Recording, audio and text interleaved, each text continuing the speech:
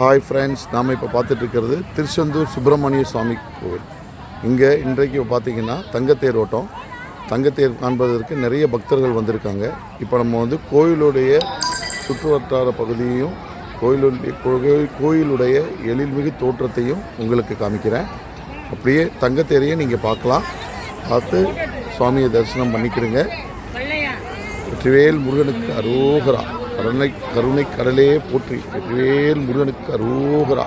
வெற்றிவேல் முருகனுக்கு அரோகரா. யாமிருக்க பயமேன் ஆறுமுகம் அருளிடும் அனுதினமும் ஏறுமுகம் முருகா. வெற்றிவேல் முருகனுக்கு அரோகரா. வள்ளி தேவசேனா சேவற்கொடியோனே முருகா. இந்த கோவில் யானை இருக்குது.